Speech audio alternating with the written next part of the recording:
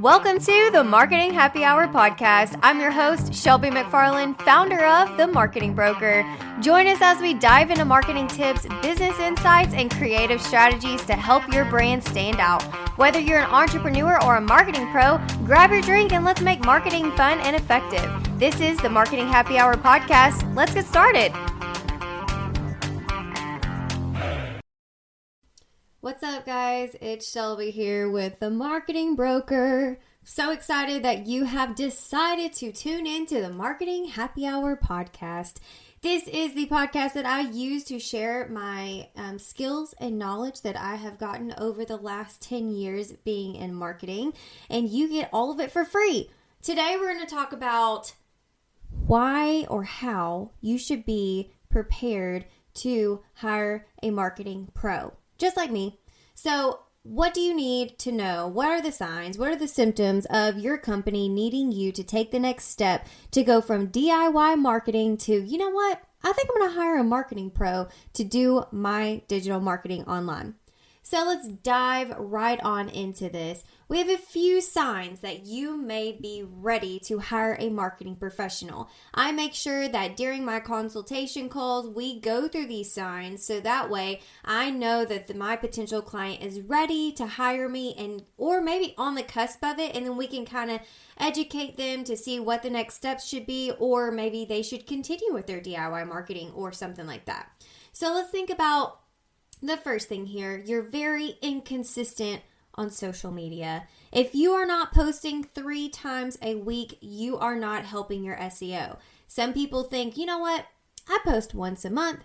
I post once a week. No, we have got to stay consistent. We have to do 3 posts per week on social media so that way our people can find us and we are actually feeding the search engines how we need to. The next thing that you may, or I should call it a symptom, the next symptom that your business has in needing a marketing pro is you're reactive and not strategic. So instead of making a plan and making a content plan and having a marketing strategy in place, you're just more like, oh dang, okay, I see this trend, I'm gonna go post it now. Oh, okay, my competitor did this, so no, I'm gonna do something similar to it because they got a lot of engagement on there. No. We have got to be strategic with your social media and your digital marketing so we can stay ahead of the curve. Now, yes, trends are a little bit of a reactive thing. Oh, I see this popular, I'm going to add this in. But when we do consistent content and we're posting with hashtags and we're posting with educational stuff, we want to make sure that's strategic and in line with all of our other things. What sales are we running this month? What do our email newsletters look like? We want to make sure that it's all very consistent. The next symptom is your business is growing and your DIY efforts cannot keep up with it. My goal as your marketing professional, as your digital marketing consultant, I want you to focus on what you do best. And that's whatever you offer with your business. Are you a roofer? Are you a salesperson? Do you create clothing? Do you design houses? What do you do best? I want you focusing on that. So I can show everybody how great you are, be able to keep consistent stuff on digital marketing, on social media platforms, so that way you can focus on growing your business even more. You don't want to have to be sitting there at night at midnight going, dang it, I have not posted on social media in like a month. Like that's not okay. And also if your business is growing, please do not stop posting on social media. Just because you're busy doesn't mean you're going to be busy 6 months from now. I know this to be true in my own life. I will literally not post on my own social media because I'm so busy building my business or my business is busy. And then all of a sudden I hit a dead spot and I'm like, oh dang it, I need to go back to social media. Like, no, we need to make sure that we stay consistent so that way people can always see us. And if you're busy and booking out 6 to 9 months, I mean, hell yeah. Can we hate on that? No, we can't hate on that. If you're booking 6 to 9 months out for your services, then that means you're worth it and people will do it. The next symptom is you've hit a plateau and word of mouth has just not enough anymore. I will say word of mouth will always be my favorite and number one marketing technique for any business of any industry anywhere in the United States. Word of mouth marketing is fantastic. But if it is not enough, You have got to make sure that we have digital marketing and social media in the background working for you, because now there's a digital way of doing word of mouth. When people tag your business in like the ISOs in search of posts, like I'm in search of a sign company, I always get tagged in that somewhere on social media. And when people click on the marketing broker that's been tagged and they go to my page and there's not been anything on there, that's not okay. We want people to see that we are active on social media and it's not just an every now and then thing. So if word of mouth is not getting you exactly where you need to be, let's have that social media in the background so that way it's working for you and not against you. The next one is you're Googling more than you're doing. Hello, we have AI stuff going out the wazoo right now. Everything that we did for SEO just 6 months ago, and I will tell you this is summer of 2025 when this podcast is being released. So everything we did 6 months ago for SEO is completely different now. And we have to learn the AI summary stuff. We have to learn what's actually feeding it. How can we get our website stuff out there? How can we do things for social media differently? Instagram is now feeding into Google.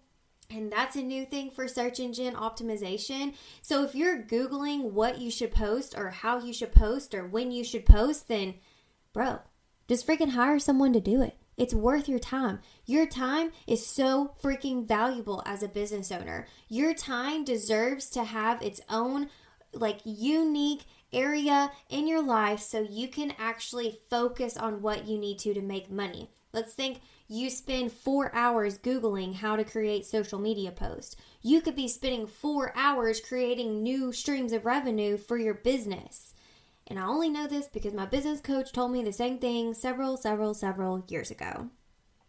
That leads me to the next one. You're losing time doing marketing posts rather than money-making tasks. Yes, social media does make you money, but it takes time, it takes strategy, it takes creativity. You could be like an engineer. You could be someone who hates being creative. Social media is not your thing then. We got to look pretty on social media. We got to make sure our brand is all over everything on social media. And your brain may not be wired that way, but that's why people like me and my team, our brains are wired that way. So we can partner together to take that off of your plate. So again, you can focus on money-making tasks. The last thing, the last symptom that you should be thinking about, like when I'm doing social media, I really need to hire a pro because you don't know what is working. That's because you don't know how to read the analytics, or maybe you're tired of the analytics changing. You're tired of trying to figure out what exactly this means and that means, and you're frustrated and these numbers are down and there's red on Meta and you just don't understand all of it and it gets overwhelming. That's what people like me can do to help you with your marketing stuff. We look at analytics every month. We see what's working and what's not working, and we get to shift all of that stuff for you so you can, again, focus on your business and the things that make you freaking money. So let's talk about what's hiring a marketing pro, what that actually means, what does it look like. It's not just handing over your Instagram and you get to go, all right, deuces, you guys do your thing. I'm going to be over here doing my thing. No, it's a collaborative partnership. When you hire the marketing broker to help you in your business with digital marketing, I want to have a monthly strategy call with you. I want to be able to be in the know with what's going on in your business. If you decide to take pictures on your own, or we hire a local photographer in your area, we have a Google Drive so that way we have pictures and stuff and videos to post all the time. I still want you involved as a business owner. I don't want to just take that away and you be in the dark on everything. No, I'm very open, and I'm hoping that even marketing professionals in your area, if you decide to go with somebody else, then let's hope that they're open and they want you to be filled in on like, hey, this is what we're doing this month. What kind of specials are you running? How can we take this to the next level next month and see if we can make these analytics be even better than what they already are? I've noticed with my clients, the month before we take over versus the month that we do take over, I've had one client in an insurance business increase their impressions and their views on social media by 934%. Like, that's a huge freaking number.